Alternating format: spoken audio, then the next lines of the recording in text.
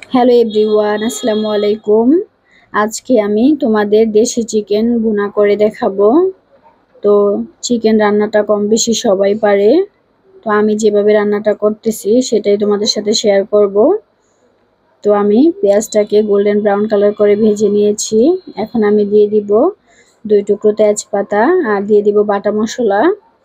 বাটা মশলা দিলে চিকেনের স্বাদটা অনেকটা বেড়ে যাবে, সেজন্য সবসময় চেষ্টা করবে বাটা মশলাটা দেওয়ার জন্য। তো এখন আমি দিয়ে দিব আদা রসুনের পেস্ট 1.5 টেবিল চামচের মতো, দিয়ে তেলের সাথে ভালো করে ভেজে নিব। তো এটা অবশ্যই তেলের সাথে ভেজে নেওয়ার চেষ্টা করবে, তাহলে এটার যে কাঁচা একটা স্মেল থাকে সেটা চলে যাবে। আর এখন সামান্য একটু পানি দিয়ে আমি গুঁড়া মশলা অ্যাড করব। পানি না দিলে গুঁড়া মশলাটা পোড়া লেগে যেতে পারে, সেজন্য অবশ্যই পানিটা দিয়ে নিবে। তো দিয়ে দিলাম লাল মরিচের গুঁড়া, হলুদের গুঁড়া, লবণ স্বাদ মতো আর গরম মশলার গুঁড়া। এই গরম মশলাটা আমি আমার বাসায় তৈরি করেছি, আমার পেজে দেওয়া আছে, চাইলে তোমরা ওখান থেকে দেখে নিতে পারো।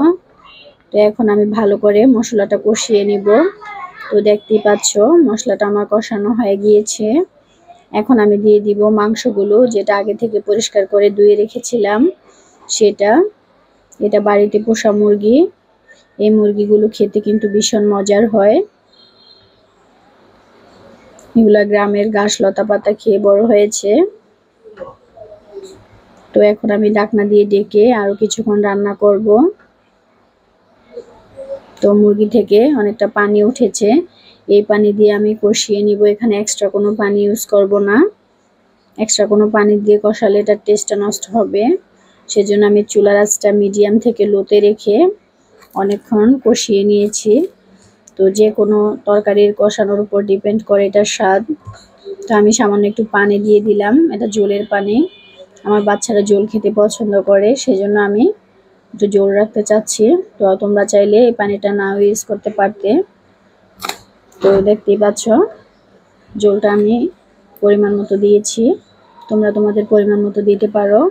দিয়ে দিলাম টালা জিরার গুঁড়া আর গরম মশলার গুঁড়া। এখন দিয়ে ভালো করে একটু নেড়ে চেড়ে মিশিয়ে নিব। মাংসটা নামানোর আগে অবশ্যই গরম মশলাটা দেওয়ার চেষ্টা করবে, তাহলে এটার যে স্ট্রং একটা ফ্লেভার থাকে সেটা পাওয়া যাবে।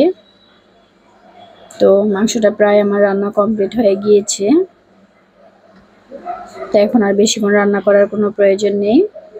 তো একটা সার্ভিং ডিশে আমি সার্ভ করে নিলাম। কালারটা মাশাআল্লাহ অনেক সুন্দর এসেছে, খেতে কিন্তু ভীষণ মজার হয়েছিল। তো দেখতেই পাচ্ছ আমি একটা মাংস উঠিয়ে দেখাচ্ছি। ভিডিওটা যদি ভালো লেগে থাকে সবাই লাইক কমেন্ট শেয়ার করে দিবে।